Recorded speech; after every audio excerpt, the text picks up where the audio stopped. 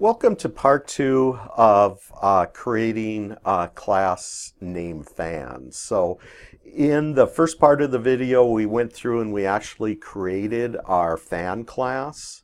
So what we're going to be doing in this next video is we're going to be creating a test program to go ahead and test our fan class. And within that program, we want to create two fan objects. For the first object, we want to set its speed to maximum, radius to 10, color to yellow, and turn it on. And for the second object, we'll set the speed to medium, the radius to 5, the color to blue, and we're going to turn it off. So that's what we're going to do next in this video. So let me go ahead and open up our fan class. So what we have is we have a class that includes 4 instance variables, one for the speed, the next one a Boolean to specify if the fan is on or off, then the radius, and then the color. And then we have both a mutator or set method and an accessor or get methods for each one of our instance variables. So again, depending upon the data type that you've specified for your instance variable, the get method must return that data type. So in this instance, our get speed, speed is a string, so we're going to return a string to the implementer of this class, and then when we set the value, the implementer of the class must pass in a string object so that we can go ahead and set that, since our speed instance variable is a string data type. So what we're going to do next is we're going to go ahead and create our fan test class. So what I've done is I've already gone in and created the stub for it. So the name of the class is fan test.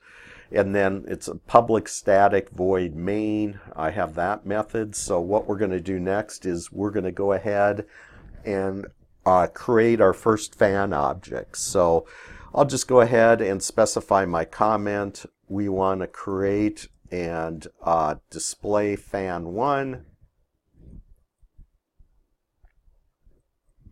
Okay, so the first thing we need to do is we need to create a fan object. So in this chapter, what we're going to be using is a default constructor that Java provides for all classes that you create. That default constructor will create a fan object for you, but it'll set the values within that object to default values. So each one of the instance variables will be set to a default value. So what we're going to do, so when you create an object, you need to specify the type of object, which is a fan, then the name of the object. It's going to be fan1. And then you have your assignment operator, your equal sign. Then you need to specify the keyword new. And then after that, you need to go ahead and call that default constructor, which is a no-R constructor. Basically, a no-R constructor is when you're not passing in any values when the object gets created. So on line number 6, what we're going to be doing here is we're going to be creating a fan object, and the name of that fan object will be fan1. So the next thing we need to do is, after we've created the object, is we need to go in and set values for each one of the instance variables of that object. So in order to call a method within a class, you would specify the name of your object, which is fan1, and then you would specify a dot, and then after that dot, you would go ahead and specify the name of the method that you want to go ahead and call. So we want to go ahead and call the setSpeed method of the fan class. And what we need to pass in is we need to pass in a string value. If you go back and open up the fan class, so the signature for it is you're passing in a string, so we can go ahead and set the speed. So What I'm going to do is I'm going to go ahead and pass in a speed of fast. So what that'll do now is that'll change the default value that speed is currently set at for our fan1 object to our new value that gets passed in. So what we need to do is we need to do it for each one of our other objects. So it'll be fan1, and what we're going to do is we're going to set the radius. So I'll call our set radius method, and we want to set it to a double value of 10. And then fan1, we're going to set the color. And what we're going to set the color to is yellow. And then finally, the instance variable we're going to set on. And what we're going to set that to is true. So we'll go ahead and specify true. Again, if we look at the fan class, the set on or our on instance variable is of type Boolean, so what we need to pass in is either true or false.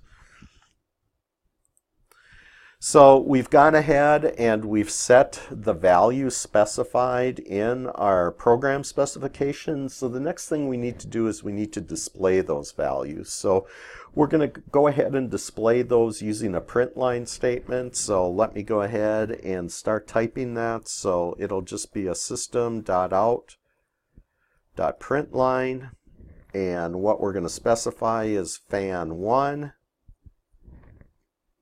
And then the speed is, and then what we're going to do is we're going to make sure we have a space between what the speed is and the actual value. So like a get method, in order to, like the set method, in order to call a getter, you would just specify the name of the object, which is fan1. And then you would just go ahead and specify the name of the method, which is getSpeed. And what that will return is the speed that fan1 is currently set to, so that should return fast. So then we're going to go ahead and specify color is.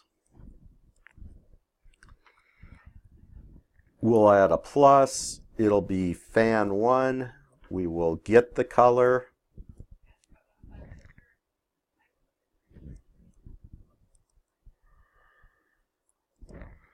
And then radius is.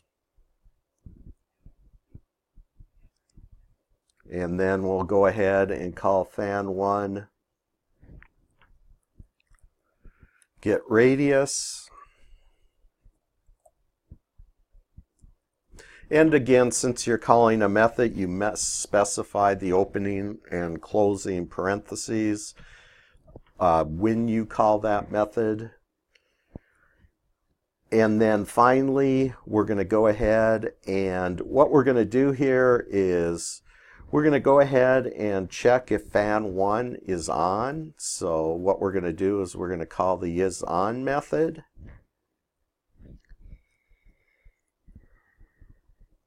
And if fan1 is on, then what we're going to do is we're going to set the value to, and the fan is on. And then if false is returned, then what we're going to do is we're going to set the fan is off.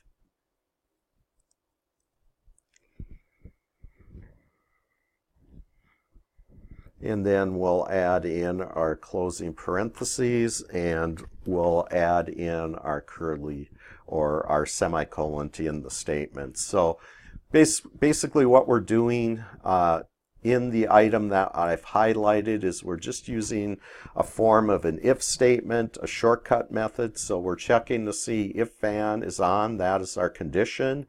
If it is, then what we're going to do is we're going to display and the fan is on. If it is not, we need to specify a colon, and then we'll specify and the fan is off. So What I'm going to do next is I am going to go ahead and compile our fan test class. I need to give it a name, so we will call it fan test. And the other thing you'll want to make sure and do is that whatever file folder you create your fan class in, you want to go ahead and create your fan test class in that same folder. So I will go ahead, it's in my videos folder, so I will go ahead and click on save. We'll go ahead, looks like we have a couple of errors here. So fan 1 set is on. So again, I need to lowercase that, so that looks like that should correct that. And then let me see here, what do I got for my method? Oh, and then instead I need to specify the name of the fan. Fan 1 does not currently exist. The actual name is fan 1. So let me go ahead and recompile, see if I've gotten rid of all the compile errors. I did, so I will go ahead and run the class. And what we have now is that the fan 1 speed is fast, the color is yellow, the radius is 10, and the fan is on. So what I'm going to do next is I'm going to go ahead and create my fan 2 object, and we will go ahead and test that object. So I'll pause the video and start it back up after I've tested the object. Okay, so what I've done is I've gone ahead and I've created my second fan object, fan 2. So on line 16, I'm calling the default constructor and creating my fan 2 objects. On 17 through 20, I'm calling the set methods for each one of my instance variables to go ahead and set the values for each one of those instances. And then on line 21 and 22, I'm actually displaying the information. So we will go ahead and compile. Looks like I have an error. Added one too many curly braces. We will compile again, and we will go ahead and run it. So now what I've done is I've created my fan 1 has a speed of fast, fan 2 has a speed of medium, the colors are different, the radius are different, one fan is on and one fan is off. So what I'm going to do in the next video is I'm just going to walk this example through the Java Visualizer tool so you can kind of see what's going on when the objects get created and when each one of the instance variables gets set for those objects. So I will talk to you in a couple minutes.